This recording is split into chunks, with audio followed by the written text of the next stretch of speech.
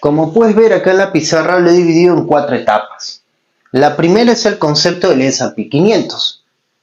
Es ampliamente considerado como el mejor indicador de las acciones de alta capitalización de los Estados Unidos. El índice incluye 500 empresas líderes y representa aproximadamente el 80% de la capitalización de mercado disponible.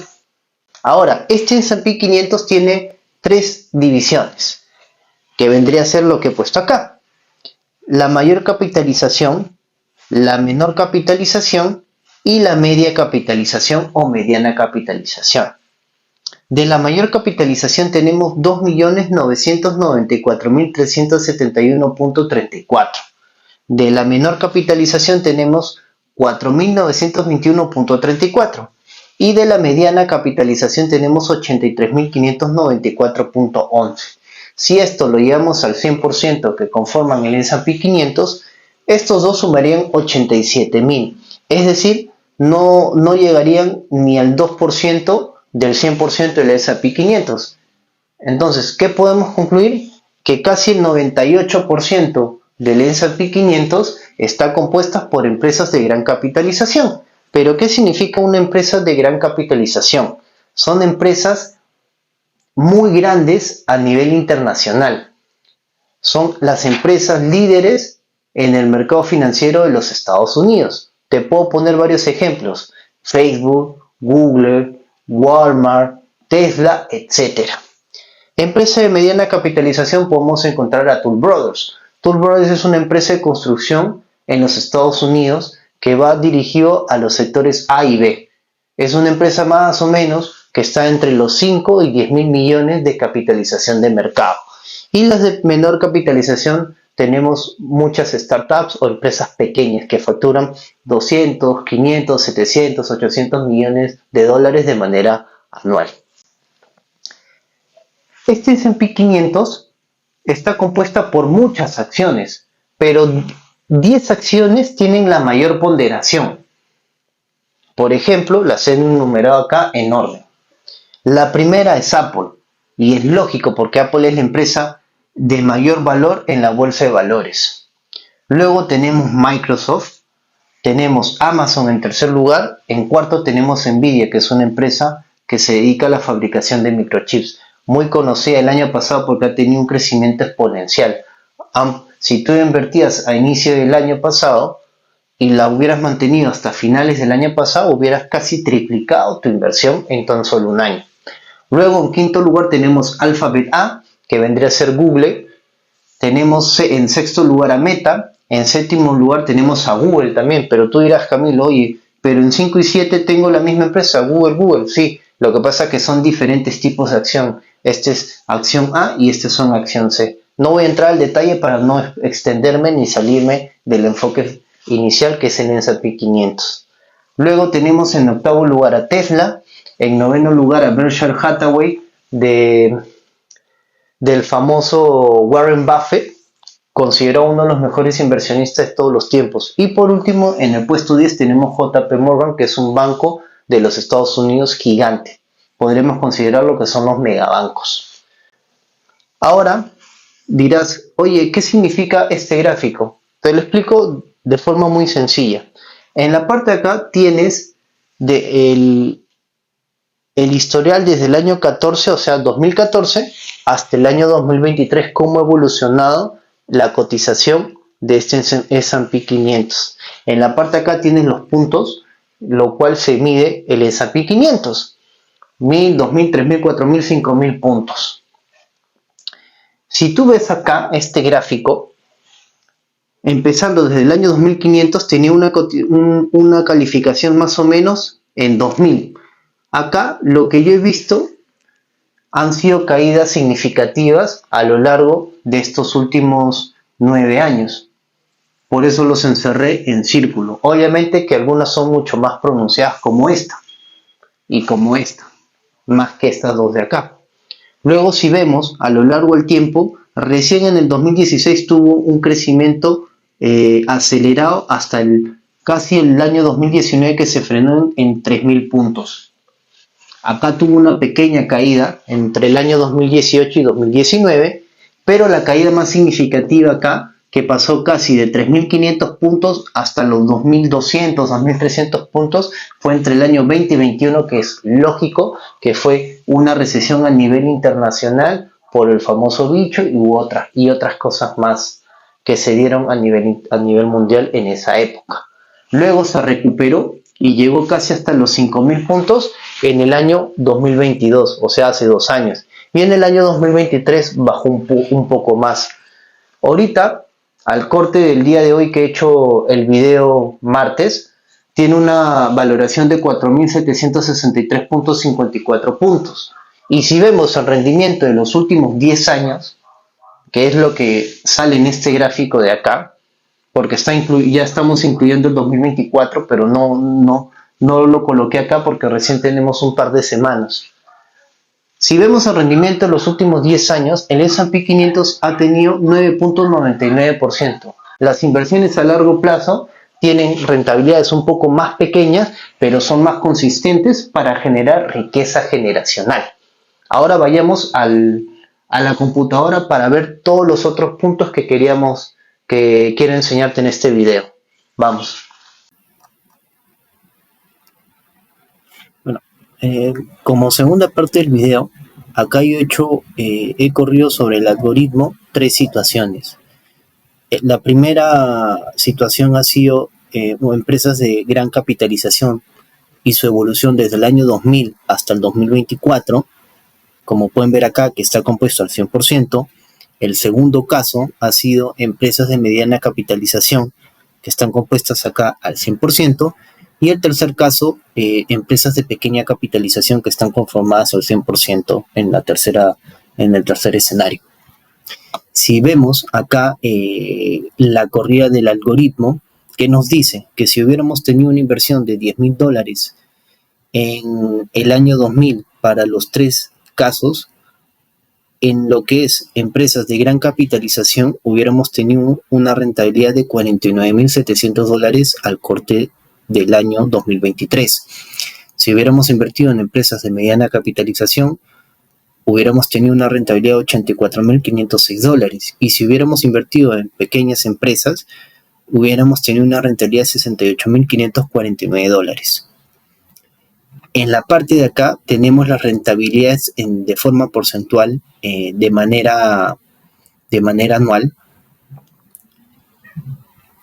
Si hubiéramos invertido en empresas de gran capitalización, hubiéramos tenido una rentabilidad anual promedio de los últimos 24 años de $6,91. En empresas de mediana capitalización, 9,30% de rendimiento anual. Y en las empresas de pequeña capitalización, 8,35% de rentabilidad de manera anual en promedio. Ahora, si vemos la parte de acá, vendría a ser lo que es la desviación estándar. Y esto mide la volatilidad de la cartera. Es decir, a mayor volatilidad tiendes a perder más dinero en recesiones económicas. Pero a la vez de tener una desviación estándar mucho más alta, también conlleva tener rentabilidades más altas, como en el caso de las empresas de pequeña y mediana capitalización, como puedes ver acá. Esta columna acá que dice Best Year significa que el mejor año de las empresas de gran capitalización del año 2000 al 2023-2024 ha sido 32,18%. ¿Qué significa? Que en un año pudo tener esta rentabilidad. Las de mediana capitalización llegaron a tener hasta 40,22% de ganancia en tan solo un año, y las de pequeña capitalización 45,63%. Los peores años acá para las empresas grandes, 37,02%, las empresas medianas 41,82% y las empresas pequeñas 36,07% de pérdida en los peores años. ¿Qué significa esto? Que desde el año 2000 al 2023-2024, el peor año tuvo esta pérdida: 37,02, 41,82, 36,07, dependiendo del escenario. Y también consideran el mejor año en estos 3 escenarios también en ese lapsus de tiempo. Luego esto ya no voy a entrar a detalle porque esto ya son más tendencias estadísticas que no quiero confundirlos tanto.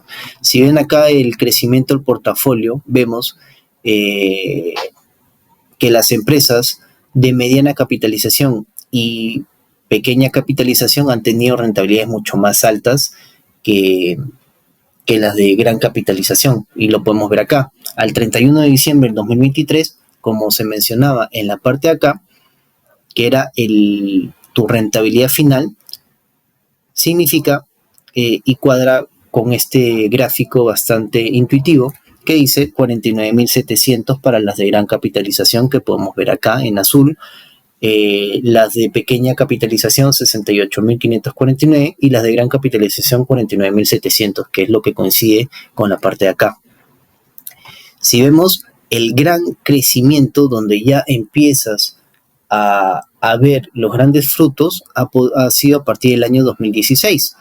Obviamente que las partes de acá que tienen caídas vendrían a ser recesiones en la bolsa de valores, y obviamente que la más notoria es la del año 2020, la del año 2000, entre el 2008 y 2009, y acá no está considerando lo que son las caídas de las .com.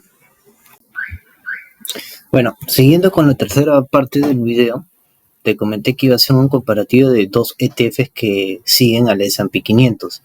El primero que voy a mencionarte es el SPI, o SPY, como lo quieran llamar, que es el más conocido, creo yo, ETF junto con BOO, que siguen al S&P 500. Justo voy a hacer la comparativa de esos dos ETF, el SPI y el BOO de Vanguard Group. Si nos vamos directo a lo que es acá la parte del performance, si hubiéramos hecho una inversión de $10,000 desde el año 2014, hubiéramos tenido una rentabilidad al corte de hoy de $30,798, es decir, hubiéramos triplicado nuestra inversión en un lapso de 10 años. Este que dice Index 30.427, que es una cifra bastante cercana, solo difiere casi en $340, $360 con el SPI, vendría a ser el S&P 500 verdadero, ya que este SPY o SPI es el que replica los movimientos o las fluctuaciones a lo largo del tiempo del índice, que vendría a ser el S&P 500 verdadero. Es decir, no hay casi mucha diferencia, solo $300.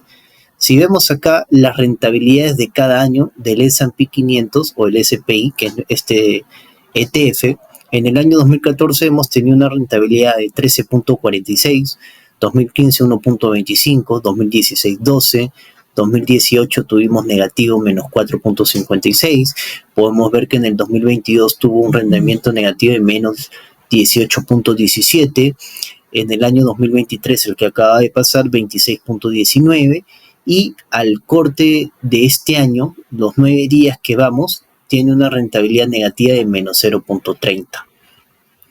Esas son las rentabilidades por cada año de manera individual. Si vemos las rentabilidades acumuladas, que lo podemos ver acá, si hubiéramos mantenido el SPY o el SPI durante 3 años, hubiéramos tenido una rentabilidad acumulada de 9.13. Es decir, este es el rendimiento promedio de haber mantenido durante 3 años el SPI. Si lo hubiera mantenido durante 5 años, hubiera tenido un rendimiento promedio de 14.81. Si lo hubiera mantenido 10 años, hubiera tenido un rendimiento de 11.96. Y si lo hubiera mantenido durante 15 años, hubiera tenido un rendimiento de 13.94. Es decir, a mayor tiempo de este ETF, mayor rentabilidad, como puedes ver acá, 15 años, 13.94. Ahora quiero irme a esta parte que dice portafolio, que considero bastante interesante para mencionarte acá. Justo está cargando. Esto de acá vendría a ser la calidad del ETF. ¿Qué significa eso? En la parte de acá tenemos las empresas que son de gran capitalización, en la parte del medio las empresas que son de mediana capitalización, y en la parte de acá las empresas que son de pequeña capitalización. Y acá tú puedes ver el significado: gran capitalización, mediana capitalización, pequeña capitalización. Si lo vemos desde una parte vertical, la parte de acá, tenemos las empresas que son de valor, es decir, las que pagan dividendos, que son empresas que no tienen crecimiento tan alto. Si vemos el medio, vendría a ser un blending, una combinación entre empresas de valor, y la tercera, empresas de crecimiento, que es la parte de acá. Es decir, el blending es una mezcla o un híbrido de empresas de valor con empresas de crecimiento. Si vemos esto de acá, está situado en empresas de gran capitalización y combinado, pero están tirando más o tienen una tendencia más a lo que son empresas grandes y de crecimiento, como puedes ver acá.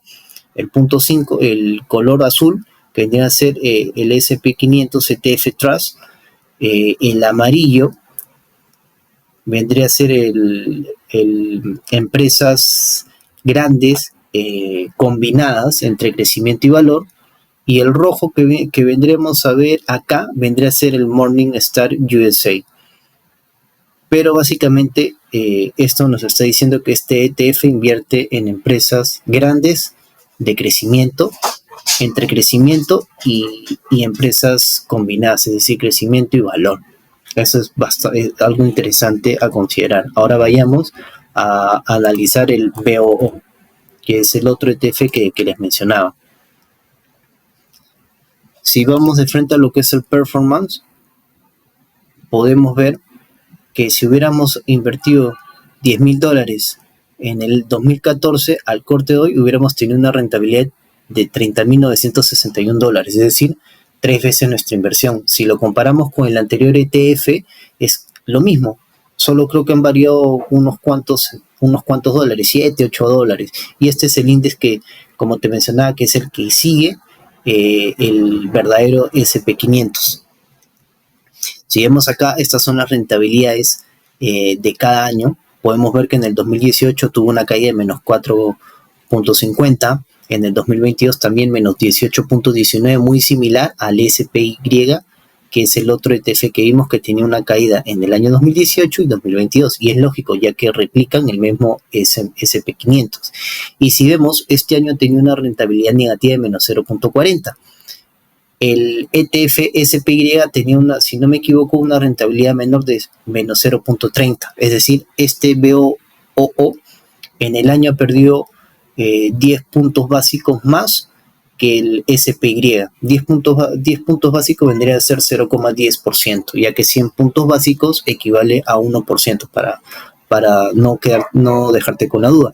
Y si vemos las rentabilidades acumuladas o las rentabilidades promedio a lo largo del tiempo, podemos ver que en 10 años, si hubiera invertido en el BOO, hubiera tenido una rentabilidad de 12.04. En 5 años, 15% de rentabilidad anual promedio. ¿Por qué acá en 15 años no me sale ningún resultado? Porque vemos que este ETF de BOO, que es de Vanguard Group, no es tan antiguo como el otro ETF SPY. Por eso no tenemos este valor de 15 años. Entonces, asumimos que este ETF tiene una creación entre 10 a 14 años. Si nos vamos a ver el portafolio, que era lo que les mencionaba, el cuadro bastante intuitivo que te dice en qué empresas se está invirtiendo, podemos ver que es igual o similar al SPY, es decir, está invirtiendo en empresas grandes y que tienen un crecimiento, y también en empresas que tienen el blending, que es una combinación entre empresas de valor con empresas de crecimiento. Entonces, ¿qué entendemos o qué conclusiones sacamos? Que estos dos ETFs, tanto el SPY como el BOO, son muy similares, tanto en rentabilidad, en empresas que invierte, rentabilidades anuales acumuladas, y etcétera, etcétera, etcétera, porque acá hay mucho por analizar, pero el tiempo es corto. Esta es una plataforma que yo utilizo de habla inglesa, que es muy buena, considero que es mucho más potente que todas las otras herramientas de habla hispana. Ahora vayamos a ver la cuarta parte del video.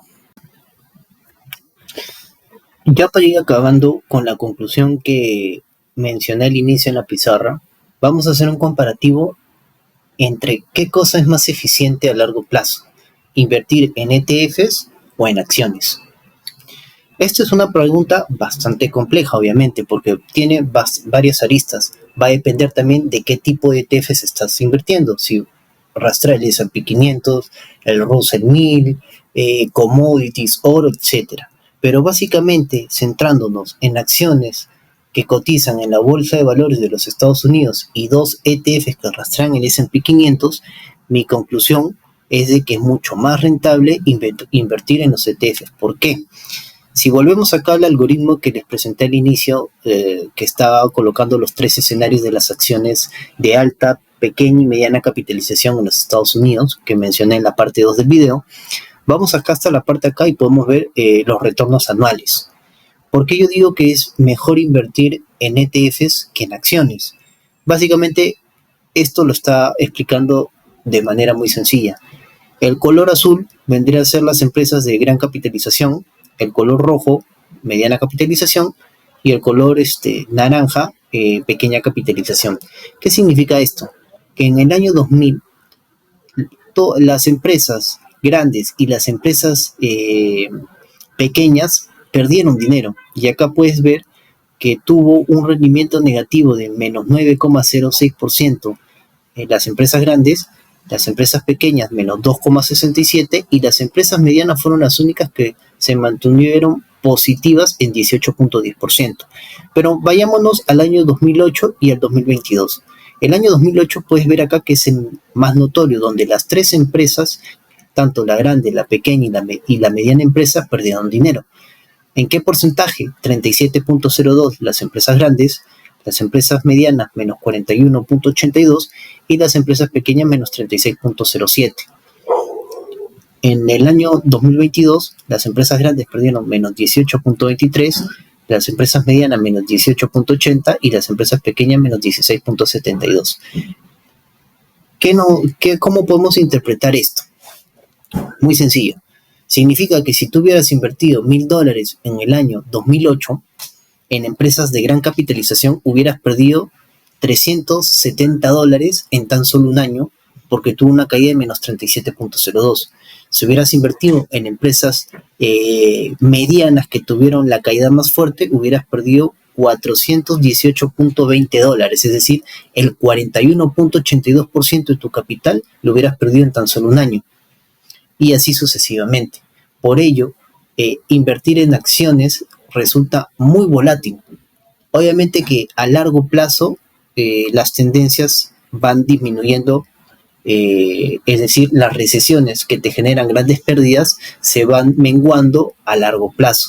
Pero si tú eres un inversionista a corto y mediano plazo, como busca el 95% de las personas por falta de conocimiento financiero, es mucho más seguro invertir en ETFs porque vimos en el BOO y en el SPY que tuvieron caídas menos aparatosas. Justo acá estoy cargando. En el año 2018 menos 4,50 y en el año 2022 menos 18,19, a comparación de estas que han tenido hasta 41% de pérdidas. Por lo cual, si tú eres una persona con poca aversión al riesgo y que no quieres ver grandes pérdidas en tu capital, la mejor opción son los ETFs. Si tú eres una persona que arriesgada, que quiere ver grandes recompensas y generar altas rentabilidades, pero que vas a soportar caídas aparatosas en recesiones en tu portafolio, te recomiendo invertir en acciones.